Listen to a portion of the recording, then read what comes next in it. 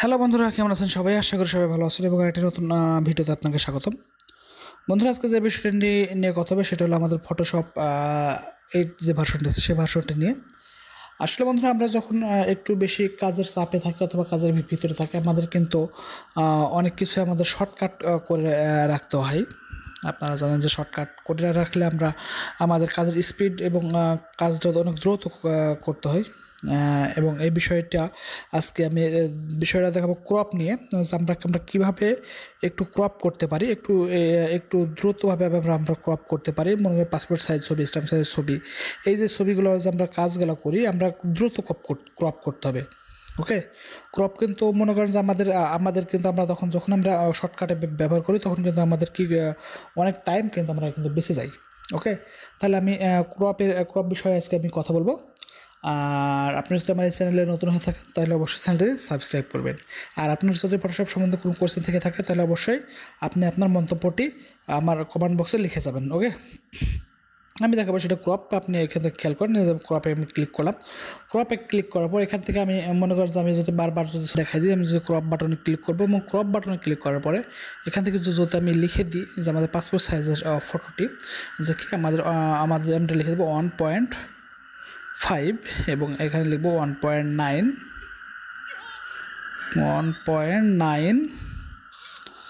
এবং সরি, এখানে আমারটা কেটে দেব, আমাদের করে দেব 1.9 এবং রেজুলেশন দেব 300। আমি 300 রেজুলেশন দিয়ে দিলাম এবং এটা হলো আমার পাসপোর্ট সাইজের মেজারমেন্ট। এবং এটাকে যদি আমি বারবার লিখতে যাই আমার কিন্তু অনেকক্ষণ সময় চলে যাবে।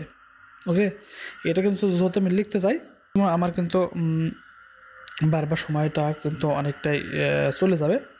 তাই আমি এখানে কী করব, এখান থেকে আমি এটাকে শর্টকাট করার চেষ্টা করব। তো এখান থেকে আমি ক্রপ বাটনে আসলাম। আসার পরে যে ছোট্ট যে আইকনটি আছে, আইকনটা আমি দেখছিলাম new layer, create new tools preset, এটা আমি ক্লিক করব।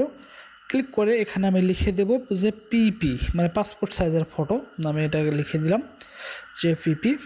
ওকে ওকে এবার দেখেন এখান থেকে আমি যতবার আমি যেখানে যাই আমি সেখানে ক্লিক করার পর, ঠিক এই বাটনে ক্লিক করার পর আমার পিপির উপর ক্লিক করলে এটা কিন্তু আমার চলে আসবে 1.5 এবং 1.9, এটা কিন্তু আমার চলে আসবে।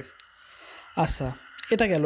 এরপর আমি আবার আপনাদেরকে একটা সেভ করে দেখাই যে আমরা যখন জোড়া ছবি করি তো তখন কিন্তু আলাদা একটা সাইজটা আলাদা করতে হয়, যেমন উল্টা করতে হয়। যেমন আমার এখানে ছিল 1.5, আমি এখানে দেবো 1.9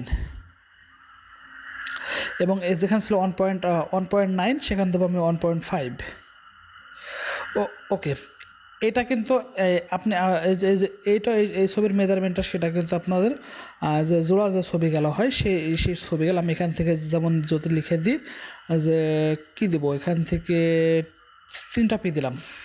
ওকে, 3টা পি দিয়ে আমি সেভ দিলাম, এটাও পাসপোর্ট সাইজ। ওকে, এরপরে আসেন যে আমি যদি এবার যদি আমি স্টাম্প দিব, আমি যদি স্টাম্প দিই সেম আমাকে এখানে দিয়ে দিব। আপনি দেখেন যে আমি 20 mm এবং এখানে দেব 25 mm মানে মিলিমিটার এবং রেজুলেশন 300। ওকে, আবার আমি এখানে শর্টকাট করে আমি আবার সেভ করব STM যে বানানো হোক আপনি দিয়ে দেন। ওকে ওকে এভাবে কিন্তু আমরা কিন্তু শর্টকাটগুলো কিন্তু আমরা করে রাখতে পারি আমাদের কাজের সুবিধার্থে। আপনি যদি মনে করেন যে আপনি একাধিক যখন অনেক কাজ থাকবে, অনেক কাজে চাপ আসবে, তখন কিন্তু আপনি কিন্তু এইগুলা কিন্তু এভাবে শর্টকাট করে রাখবেন এবং আমরা যখন শর্টকাট করে রাখি তখন কিন্তু আমাদের কিন্তু সময় বাঁচানোর জন্য কিন্তু আমরা এটা করে রাখি। ওকে বন্ধুরা, আপনারা ফটোশপের যদি সম্বন্ধে যদি অন্য কিছু আপনারা যদি জানতে চান তাহলে কমেন্ট করতে পারেন।